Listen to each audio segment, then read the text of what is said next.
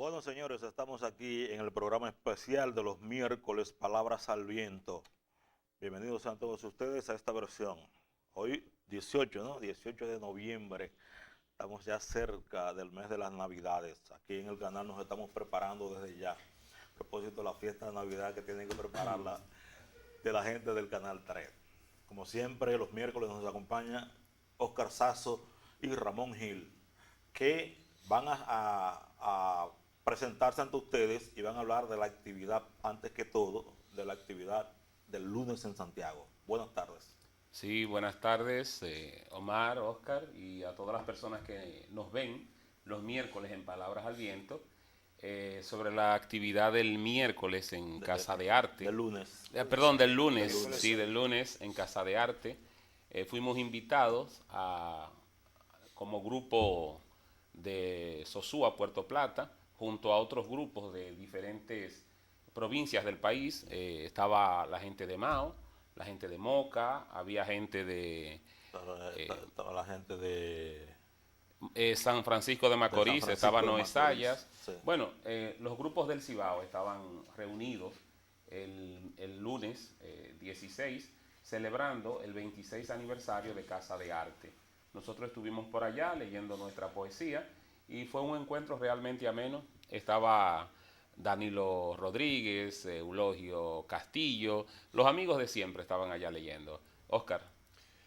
Pues buenas tardes a todos, encantadísimo como siempre de que coincidamos aquí los miércoles en esta actividad y nada, comentando la actividad del lunes, a mí me pareció bastante íntima y bastante entrañable el juntarnos unos cuantos poetas a leer poesía. Era un acto de lo más sencillo en un ambiente agradable. La Casa de Arte es una casona vieja de las victorianas, de las más antiguas que deben de quedar en la ciudad de Santiago.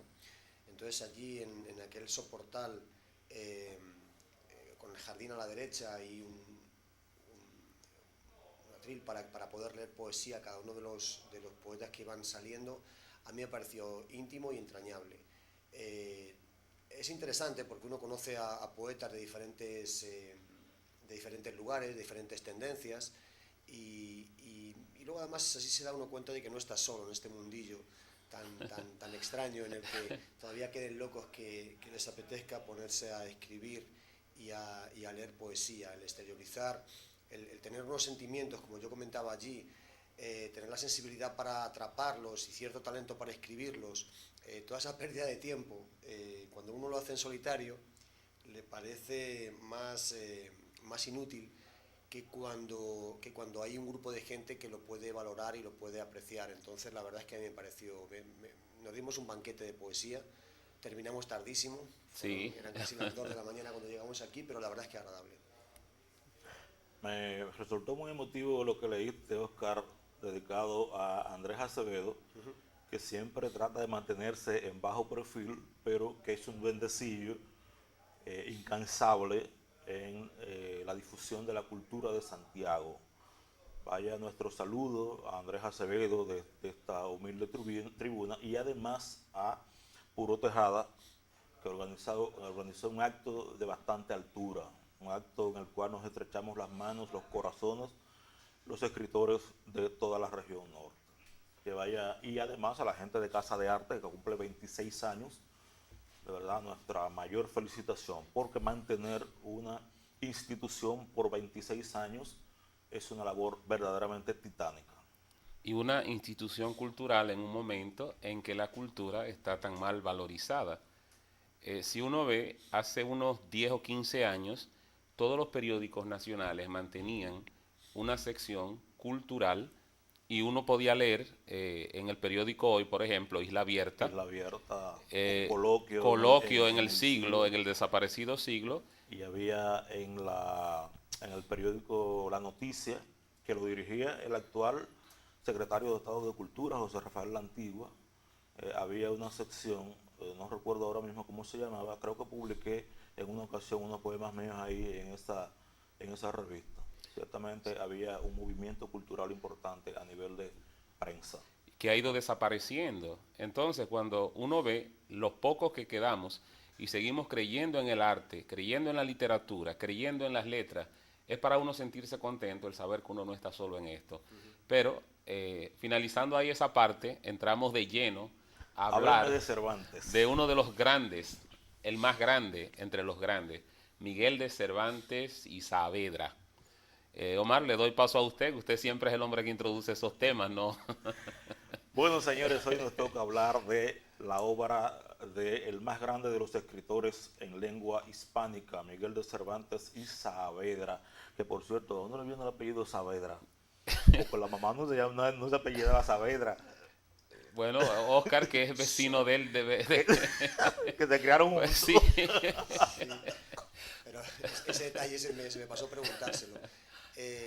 No lo sé, porque realmente el sobrenombre no podía ser, porque de sobrenombre ya le pusimos después el del Manco de Lepanto, Exactamente. por su gesta en la batalla de Lepanto, pero no lo sé, habría que investigarlo, sería curioso porque el apellido no le viene de la madre entonces. No era Saavedra.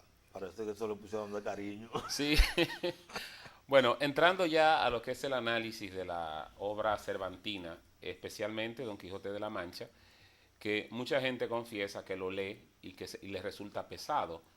Bueno, puede que resulte pesado por el lenguaje que maneja. A mí mismo me llevó muchísimos años lograr descifrar el lenguaje cervantino, pero hay que ver que es una obra del siglo XVII, principio del siglo XVII.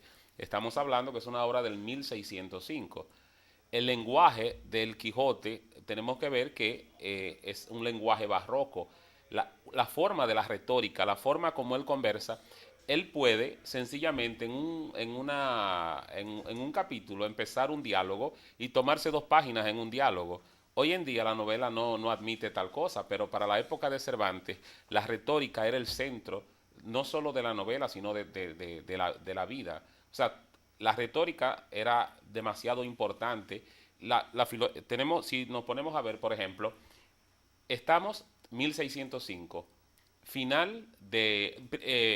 principio del, estábamos hablando, Oscar, ahorita del, Del Renacimiento, final. sí, final del Renacimiento, pleno siglo de oro. Empieza el Entonces, siglo de oro. si empieza el siglo de oro, todavía quedan muchos remansos de lo que es la Edad Media. Todavía, ahora en esta parte, el hombre deja de ser, perdón, cuando salimos de la Edad Media, que el centro era Dios y la fe, ahora pasa a ser el hombre y la naturaleza el centro de la vida.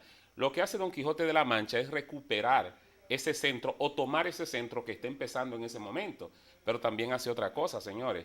La multivocidad de Don Quijote de la Mancha.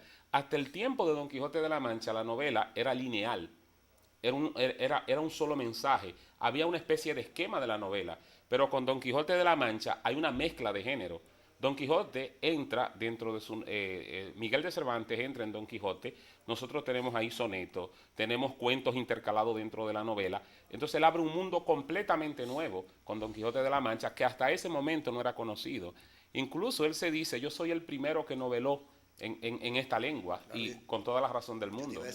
La incursión del romance también en la novela, que es un movimiento innovador. ¿Cuántas novelas se habían escrito antes de Cervantes? Y sobre todo, no hacía tanto tiempo que Gutenberg había inventado la imprenta y que se habían empezado a imprimir libros y a repartir. Es decir, estaba muy limitado. Antes la literatura era oral. Estaban en la época del Mester de jugularía, pues eran jugulares los que transmitían las historias cantadas, y luego un poco más tarde el de que le decían los clérigos dentro de los conventos, pero estaba muy limitado hasta que no se inventó la imprenta y luego poco a poco se empezó a distribuir. Pero quitando el libro de Buen Amor de Cipreste de Ita, ¿qué más hay por ahí? El Lazarillo de Tormes.